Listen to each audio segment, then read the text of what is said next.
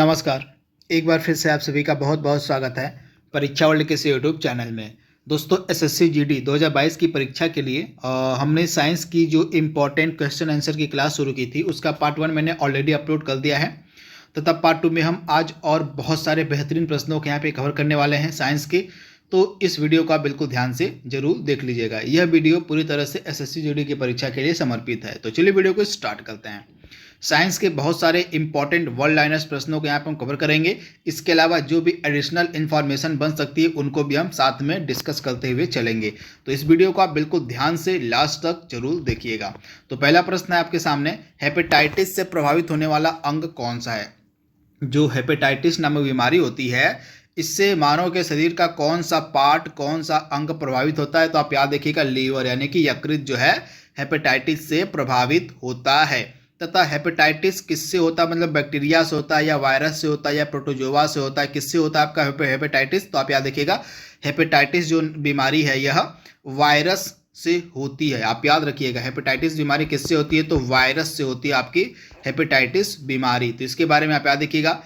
Virus से और कौन कौन से रोग होते हैं, कौन कौन सी बीमारियां होती हैं? तो वायरस से आपका रेबीज होता है, दाद होता है, चेचक होता है, छोटी माता हो गई, और इसके अलावा पोलियो हो गया, डेंगू हो गया, एड्स हो गया, इबोला हो गया। ये सभी आपके किससे हैं? होते हैं। तो वायरस से ही होने वाले बीमारियां हैं। तो इनको भी आप याद रख सकते हैं।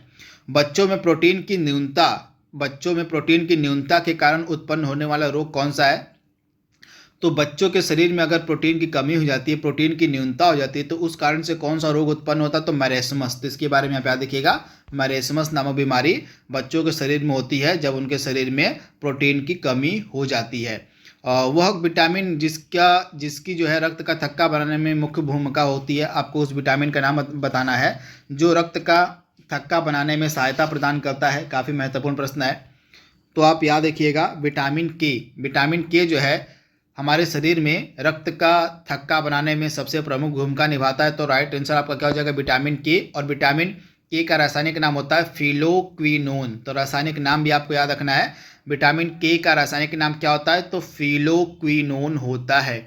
मानव शरीर में हीमोग्लोबिन का क्या कार्य होता है? तो ऑक्सीजन का परिवहन करना। याद रखिएगा आप, मानव शरीर में हीमोग्लोबिन का क्या कार्य होता है? तो ऑक्सीजन का परिवहन करना। तो इसके बारे में आप याद रखिएगा। वह तत्व जिसकी सर्वाधिक आवश्यकता पादपों को प्रोटीन बनाने के लिए होती है, जो आपके पादप होते हैं, जो आपके पेड़ पौधे होते हैं, उनको प्रोटीन बनाने के लिए सबसे अधिक मात्रा में किसकी आवश्यकता होती है? तो आप याद रखिएगा, नाइट्रोजन की जो है सबसे अधिक आवश्यकता होती है। तो इन 5 प्रश्नों को आप बिल्कुल ध्यान से याद रखिएगा, रिपीट करते रहिएगा।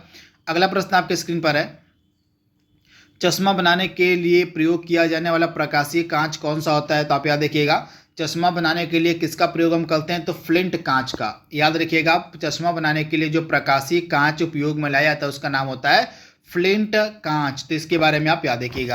किसी द्रव में किसी पिंड का तैरना या डूबना निर्भर करता है किस पर? तो आप याद रखिएगा, किसी द्रव में किसी पिंड का तैरना या डूबना किस पर निर्भर करता है? तो पिंड और द्रव्यमान के घनत्व के अंतर पर। आप याद रखिएगा, पिंड और द्रव्यमान के घनत्व के अंतर पर यह डूबना और तैरना निर्भर करता है किसी पिंड का। तो इसके बारे में आप याद रखिएगा। अंतरिक्ष यात्री को जो है आकाश का रंग कैसा दिखाई देता है? अंतरिक्ष यात्री को जो आकाश का रंग है वह कैसा दिखाई पड़ता है? तो काला। याद रखिएगा, ब्लैक कलर का जो है आकाश दिखाई पड़ता है ऊपर से अंतरिक्ष से। तो इसके बारे में आप याद रखिएगा। वह विद्युत चुंबकीय विकिरण जिसका उपयोग जो है टेलीविजन का दूरस्थ नियंत्रण यानी कि रिमोट कंट्रोल के लिए किया जाता है। तो जो आपका रिमोट कंट्रोल होता है इसमें जो है किसका उपयोग हम करते हैं? तो इंफ्रारेड वेव्स यानी कि अवरक्त विकिरणों का जो उपयोग है वह रिमोट कंट्रोल में किया जाता है। तो इसके बारे में आप याद रखिएगा, काफ़ी इंपॉर्टेंट प्रश्न है। पिछले वाले वीडियो में और इन सभी विकिरणों के बारे में, विद्युत चुंबकीय तरंगों के बारे में मैंने पूरी डिटेल में आपको बताया था। तो पिछला वाला वीडियो आप जरूर देख लीजिएगा, वहाँ पे आपको विद्युत चुंबकीय विकिरणों के बारे में सारी जानकारी एक साथ मिल जाएगी पूरे डिटेल में। तो पिछला वाला वीडियो आप जरूर देख लीजिएगा एक बार। और साइंस का निकट दृष्टि दोष के निवारण के लिए हम किसका प्रयोग करते हैं? अगर मनुष्य को जो है निकट दृष्टि दोष हो जाता है तो उसको सही करने के लिए हम किस लेंस का प्रयोग करेंगे? तो आप याद रखिएगा, निकट दृष्टि दोष के निवारण के लिए हम अवतल लेंस का प्रयोग करते हैं। किसका? तो अवतल लेंस का जो प्रयोग है वह निकट दृष्टि दोष के निवारण के लिए किया जाता है, तो कॉनकेव लेंस का प्रयोग। तो इसके बारे में आप याद रखिएगा। अब आइए इस निकट दृष्टि दोष और दूर दृष्टि दोष से जुड़े इंपॉर्टेंट फैक्ट्स को डिस्कस कर लेते हैं जो आपके एग्जाम के लिए महत्वपूर्ण है। तो सबसे पहले हम बात करेंगे निकट दृष्टि दोष की। और निकट दृष्टि दोष को हम मायोपिया के नाम से भी जानते हैं, तो ये भी आपसे पूछा जा सकता है। और निकट दृष्टि दोष न देकर मायोपिया आपको दे देगा, तो आप कंफ्यूज मत होइएगा। निकट दृष्टि दोष को ही हम मायोपिया के नाम से भी जानते हैं, तो इसके दोनों नाम हैं। इसमें होता क्या है, तो निकट दृष्टि दोष में होता है यह है कि पास की जो वस्तु होती है वह स्पष्ट दिखाई देती है और दूर की वस्तुएं स्पष्ट नहीं दिखाई पड़ती थी। ये डिफरेंस आप याद रखिएगा। निकट दृष्टि दोष में पास रखी वस्तुएं तो हमें साफ साफ दिखाई पड़ती हैं, परंतु दूर की जो वस्तुएं होती हैं हमें स्पष्ट नहीं दिखाई पड़ती हैं। तो ये चीज़ आप याद रखिएगा। इसमें वस्तु का जो प्रतिबिंब होता है रेटिना पर न बनकर रेटिना के पहले ही बन जाता है। निकट दृष्टि दोष में मायोपिया में क्या होता है कि वस्तु का जो प्रतिबिंब होता है रेटिना पर न बनकर रेटिना से ठीक पहले ही बनता है। तो ये चीज़ भी आप याद रखिएगा। इस दोष के निवारण के लिए अवतल लेंस का इस्तेमाल किया जाता है, तो इसे याद रखिएगा। मायोपिया यानी कि निकट दृष्टि दोष के निवारण के लिए अवतल लेंस का प्रयोग हम करते हैं। वहीं अगर हम बात करें दूर दृष्टि दोष की या हाइपरमेट्रोपिया, इसको हम बोलते हैं हाइपरमेट्रोपिया, इसको बताता है दूर दृष्टि दोष को। तो इसमें क्या होता है, दूर की वस्तु इसमें स्पष्ट दिखाई देती है, परंतु नज़दीक की वस्तुएं जो है इसमें स्पष्ट दिखाई नहीं देती हैं। इसमें जो है वस्तु का प्रतिबिंब जो है रेटिना पर नहीं बनकर रेटिना के पीछे बनता है। हमने देखा था कि निकट दृष्टि दोष में जो वस्तु का प्रतिबिंब था वह रेटिना से पहले बन रहा था, और दूर दृष्टि दोष में जो वस्तु का प्रतिबिंब है वह रेटिना के पीछे बन रहा है। तो इसके बारे में आप याद रखिएगा। इस दोष के निवारण के लिए हम उत्तल लेंस यानी कि कन्वेक्स लेंस का प्रयोग करते हैं। दूर दृष्टि दोष के निवारण के लिए कॉन्वेक्स लेंस यानी कि उत्तल लेंस का प्रयोग किया जाता है। तो आई होप ये दोनों आपके छोटे छोटे टॉपिक क्लियर हो गए होंगे। निकट दृष्टि दोष और दूर दृष्टि दोष, यहीं से आपके एग्जाम में प्रश्न बनेंगे, तो इसको आप बिल्कुल ध्यान से याद कर लीजिएगा। चाहे तो इसका आप नोट्स बना लीजिएगा, चाहे तो आप इसका स्क्रीनशॉट ले सकते हैं। आगे बढ़ते हैं हम। इसके अलावा ये कुछ बेसिक चीज़ें आप याद कर लीजिए जो आपसे एग्जाम में पूछी जा सकती है। मैंने यहाँ एक ही जगह पर सम्मिलित कर दिया है जहाँ से एग्जाम में प्रश्न बनते हैं। और कुछ खोज और खोजकर्ताओं को आप देख लीजिए जो आपके लिए इम्पॉर्टेंट है। तो किण्वन की खोज की गई थी लुई पास्चर के द्वारा, याद रखिएगा। पेनिसिलिन की खोज करी गई थी अलेक्जेंडर फ्लेमिंग के द्वारा, इसको भी आप याद रखिएगा। कोशिका का सिद्धांत का प्रतिपादन किया था स्लाइडेन व स्वान ने। विटामिन की खोज करी गई थी फंक के द्वारा। माइटोकॉन्ड्रिया की खोज करी गई थी अल्टमैन के द्वारा। गोल्जी काय की खोज करी गई थी कैमिलो गोल्जी के द्वारा। और पोलियो टीके की खोज करी थी जोनास साल्क ने। तो इन कुछ खोजकर्ताओं के नाम आप याद रखिएगा जो आपके लिए महत्वपूर्ण है। इसके अलावा कुछ रासायनिक तत्व जिनका उपयोग हम चिकित्सीय उपयोग में करते हैं, यानी कि कुछ इलाज के लिए करते हैं। तो ये रासायनिक तत्व बार बार एग्जाम में पूछ लिए जाते हैं जिनका उपयोग जो है चिकित्सा के क्षेत्र में, मेडिकल के क्षेत्र में होता है। तो फास्फोरस 32 का उपयोग हम रक्त कैंसर के उपचार के लिए करते हैं, याद रखिएगा। फास्फोरस 32 का जो प्रयोग है रक्त कैंसर के उपचार के लिए किया जाता है। आयोडीन 131 का इस्तेमाल थायराइड ग्रंथि के लिए में होता है इलाज के लिए। इसके अलावा कोबाल्ट 60 का इस्तेमाल हम करते हैं रक्त कैंसर के इलाज के लिए। इसके अलावा कोबाल्ट 24 का हम इस्तेमाल करते हैं रक्त व्यतिक्रम के लिए। और आर्सेनिक 74 का इस्तेमाल होता है ट्यूमर की पहचान करने के लिए। तो इनको भी आप याद कर लीजिएगा, यहाँ से प्रश्न कई बार एग्जाम में पूछे गए हैं। आगे बढ़ते हैं हम। अगला प्रश्न आपके सामने है, वह तत्व जो उस लगभग सभी अम्लों में निश्चित रूप में उपस्थित होता है।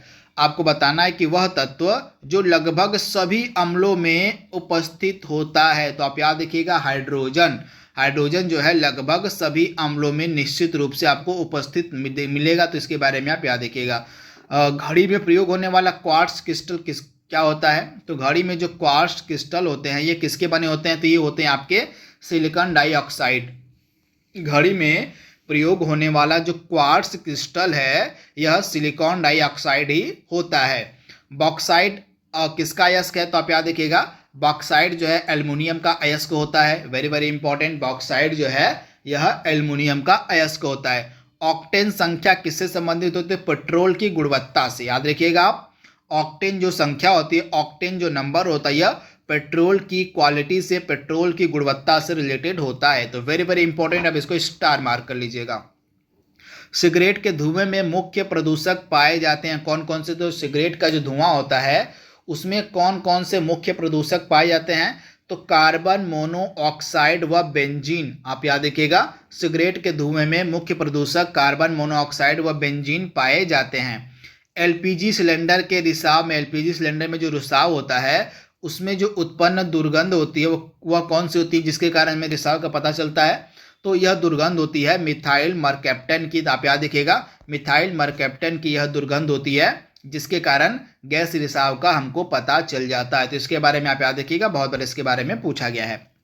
अगला प्रश्न आपके स्क्रीन पर है, ग्रेफिन क्या होता है? ग्रेफिन क्या होता है? तो कार्बन का नैनो रूप होता है। कार्बन जो आपका होता है ना, कार्बन का एकदम जो नैनो रूप होता है उसको हम क्या कहते हैं? तो कार्बन के सबसे नैनो रूप को हम ग्रेफिन कहते हैं। कार्बन का जो नैनो रूप होता है उसको हम ग्रेफिन कहते हैं।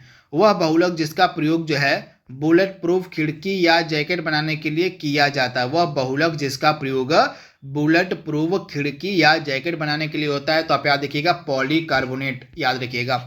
पादप में उपस्थित कोशिका भित्ति किसकी बनी होती है? तो कोशिका भित्ति जो है किसकी बनी होती है? तो आप याद रखिएगा सेलुलोज की। पादप में उपस्थित जो कोशिका भित्ति होती है यह सेलुलोज की बनी होती है। मानव शरीर के परिसंचरण तंत्र का वह भाग जिसमें ऑक्सीजन रहित रक्त का प्रवाह होता है। तो आप याद रखिएगा परिसंचरण तंत्र का वह भाग कौन सा है जिसमें ऑक्सीजन रहित रक्त का प्रवाह होता है? तो आप याद रखिएगा महाशिरा। महाशिरा में जो है ऑक्सीजन रहित रक्त का प्रवाह होता है। तो इसके बारे में आप याद रखिएगा। जरा दृष्टि दोष के निवारण के लिए हम किसका उपयोग करते हैं? जो मनुष्य जरा दृष्टि दोष से पीड़ित होते हैं तो उनका इलाज करने के लिए हम किसका प्रयोग करते हैं? तो द्विफोकल लेंस का। आप याद रखिएगा द्विफोकल लेंस का जो प्रयोग है वह जरा दृष्टि दोष के निवारण के लिए किया जाता है। तो वेरी वेरी इंपॉर्टेंट क्या हो जाएगा राइट आंसर आपका? द्विफोकल लेंस इंपॉर्टेंट है। तो यहाँ पे आप देख पा रहे हैं, अगला प्रश्न आपके स्क्रीन पर है, मानव शरीर में सर्वाधिक प्रचुरता में पाया जाने वाला आयन कौन सा है? तो आप याद रखिएगा मनुष्य के शरीर में सर्वाधिक प्रचुरता में पाया जाने वाला आयन होता है कैल्शियम आयन। वह विटामिन जो किसी सपने को पर्याप्त समय तक याद रखने में सहायता देता है तो वह विटामिन B6 है। विटामिन B6 जो है किसी भी सपने को लंबे समय तक याद रखने में सहायता देता है और इसका रासायनिक नाम होता है पायरिडॉक्सिन। तो विटामिन B6 का रासायनिक नाम क्या होता है? पायरिडॉक्सिन। तो रासायनिक नाम भी आपको साथ में याद रखना है। पित्ताशय में उपस्थित पत्थर जो पाचन को प्रभावित करता है, आप याद देखिएगा वसा। तो जो पित्ताशय में उपस्थित पत्थर होता है, आप याद रखिएगा पित्ताशय में उपस्थित जो पत्थर होता है यह वसा के फैट के पाचन को जो है प्रभावित करता है। तो आप ऐसे याद रखिएगा वसा के पाचन को प्रभावित करता है।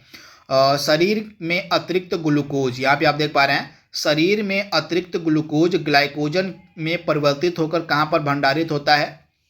तो इम्पोर्टेंट प्रश्न है। शरीर का हमारे जो अतिरिक्त ग्लूकोज होता है वह ग्लाइकोजन में परिवर्तित होकर भंडारित कहाँ पर होता है? तो यकृत में होता है। तो इसके बारे में आप याद देखिएगा लीवर में। डीएनए में उपस्थित यौगिक जो अमीनो अम्ल बनाता है, इंपॉर्टेंट प्रश्न है। डीएनए में उपस्थित यौगिक जो अमीनो अम्ल बनाता है वह कौन सा है? तो यह यौगिक आपका हो जाएगा टायरोसिन। यह यौगिक जो है टायरोसिन डीएनए में उपस्थित होता है जो अमीनो अम्ल बनाता है। तो इसके बारे में आप याद देखिएगा टायरोसिन इंपॉर्टेंट है। इसके बाद ये कुछ इंपॉर्टेंट जांच है जो लिखी गई यहाँ पे, जो एग्जाम में पूछी जाती हैं, जो जांच हमारे शरीर के अंग से रिलेटेड हैं। इनको आइए देख लेते हैं। तो ईईजी का संबंध हो जाएगा मस्तिष्क से। याद रखिएगा ईईजी जांच जो है मस्तिष्क से रिलेटेड होती है। इसके बारे में आप याद रखिएगा। ईसीजी जांच का संबंध हमारे हृदय यानी कि हार्ट से होता है। इसको हम बोलते हैं इलेक्ट्रोकार्डियोग्राम, इसका फुल फॉर्म भी आप याद रखिएगा।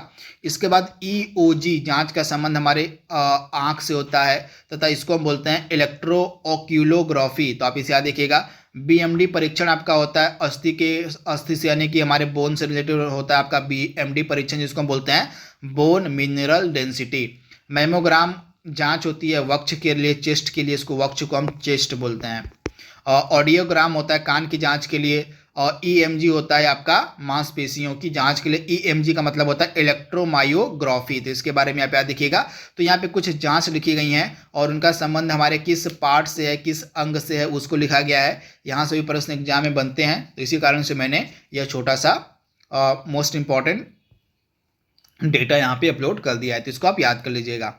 इसके बाद अगला प्रश्न आपके स्क्रीन पर है, ऑप्टिकल फाइबर कम्युनिकेशन मृग मरीचिका और एंडोस्कोप आदि किस पर आधारित होते हैं? तो आप याद रखिएगा, ऑप्टिकल फाइबर कम्युनिकेशन मृग मरीचिका, जिसको मिराज के नाम से जानते हैं, मृग मरीचिका जिसको मिराज के नाम से जानते हैं, और इसके अलावा एंडोस्कोप यह किस पर आधारित होते हैं? तो ये प्रकाश के पूर्ण आंतरिक परावर्तन पर आधारित होते हैं, टोटल रिफ्लेक्शन ऑफ लाइट, यानी कि प्रकाश के पूर्ण आंतरिक परावर्तन पर आधारित होते हैं ये तीनों आपके ऑप्टिकल फाइबर कम्युनिकेशन, मृग मरीचिका और एंडोस्कोप। अगला प्रश्न आपके सामने है, आपको उस दर्पण का, उस मिरर का नाम बताना है जो वाहनों के पृष्ठ दृष्टि दर्पण में प्रयोग लाए जाते हैं।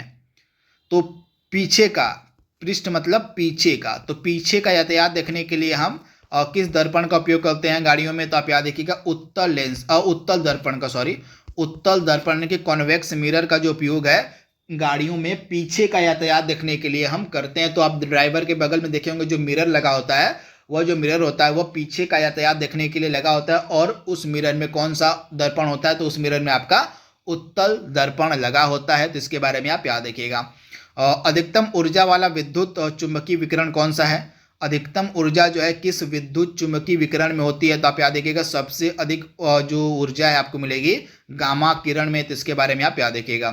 परमाणु बम का कार्यकारी सिद्धांत यूरेनियम का नाभिकीय विखंडन है, और हाइड्रोजन बम किस पर कार्य करता है? तो आप याद रखिएगा, परमाणु बम जो है यूरेनियम के नाभिकीय विखंडन में कार्य करता है, और हाइड्रोजन बम जो है ड्यूटेरियम के नाभिकीय संलयन पर कार्य करता है, तो इसके बारे में आप याद रखिएगा, हाइड्रोजन बम नाभिकीय संलयन पर कार्य करता है। वर्णांधता यानी कि कलर ब्लाइंडनेस किस प्रकार का रोग है?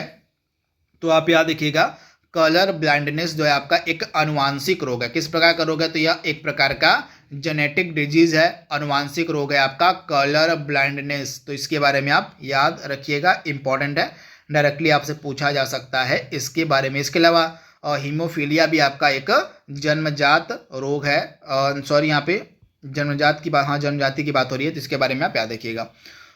तो अनुवांशिक रोग किस प्रकार का रोग हो जाएगा? तो यह आपका मतलब अनुवांशिक रोग आपका हो जाएगा वर्णांधता, तो इसके बारे में आप याद रखिएगा। इसके बाद कुछ इंपॉर्टेंट पॉइंट्स आइए देख लेते हैं। तो यहाँ पे हमने जो बात की थी ना, यहाँ पे अधिकतम ऊर्जा वाला विद्युत चुंबकीय विकिरण, उसी की यहाँ पे सारी डिटेल लिखी गई है, एक ही पिक्चर में आपको सब क्लियर हो जाएगा। तो इधर देख रहे हैं आप, आपको मिलेगी इस साइड में, आपको मिलेगी आपके लेफ्ट हैंड साइड में आपको मिलेगी जिधर गामा किरण लिखी गई है, इधर आपको मिलेगी और शॉर्टर वेवलेंथ, हायर फ्रीक्वेंसी और हायर एनर्जी, और रेडियो वेव्स की तरफ आपको मिलेगी लॉन्गर वेवलेंथ, लोअर फ्रीक्वेंसी और लोअर एनर्जी। तो रेडियो वेव से शुरुआत करते हैं। तो रेडियो वेव्स में जो आपको मिलेगी, रेडियो वेव्स में जो है इनकी जो वेवलेंथ तो सबसे ज़्यादा होती है, सबसे ज़्यादा जो वेवलेंथ अगर आपसे पूछ लिया जाए तो सबसे ज़्यादा वेवलेंथ आपको मिलेगी रेडियो वेव्स की, लेकिन रेडियो वेव्स की जो फ्रीक्वेंसी होती है वो कम होती है, और लोअर एनर्जी भी आपकी रेडियो वेव्स में होती हैं। फिर इसके बाद जैसे जैसे आप बढ़ते जाएंगे तो सबसे लास्ट में आपका है गामा रे। तो गामा रेज में जो है सबसे ज़्यादा फ्रीक्वेंसी और सबसे ज़्यादा एनर्जी होती है, लेकिन वेवलेंथ जो है सबसे कम होती है गामा किरणों की, तो इसके बारे में आप याद रखिएगा। इसके अलावा गामा किरणों के बाद सबसे ज़्यादा, मतलब गामा किरणों से पहले आपको एक्सरे मिलेंगी, तो एक्सरे अगर गामा किरणें आपका ऑप्शन में ना हो तो एक्सरे आप लगा सकते हैं, क्योंकि गामा किरणों के बाद जो है किसका नंबर आता है? तो एक्सरे का नंबर आता है, तो इसके बारे में आप याद रखिएगा। तो इसके माध्यम से आप क्लियर कर सकते हैं कि कौन कौन सी आपकी किरणें हैं और उनमें किस प्रकार की एनर्जी फ्रीक्वेंसी और वेवलेंथ पाई जाती है। इस पिक्चर के माध्यम से आपका क्लियर हो गया होगा। तो इस पिक्चर का चाहे तो आप स्क्रीनशॉट ले सकते हैं, चाहे तो ये आप डायग्राम भी बना सकते हैं अपने नोटबुक में, जहाँ पर भी आप नोट्स करते हैं वहाँ पे। तो इस पिक्चर के माध्यम से आपको सारी चीज़ें क्लियर हो जाएंगी कि किसकी वेवलेंथ कम होती है, किसकी ज़्यादा होती है, किसकी फ्रिक्वेंसी कम होती है, किसकी ज़्यादा होती है, और किसकी एनर्जी सबसे ज़्यादा होती है, किसकी एनर्जी सबसे कम होती है। आई होप यह क्लियर आपको हो गया होगा। तो यह लास्ट हमारा था। इसके बाद आज के लिए बस इतना ही, रोकते हैं हम इसी पर इसका जो अगला भाग है साइंस का, वो जल्दी अपलोड करने की हम कोशिश करेंगे। तो आज के लिए बस इतना ही।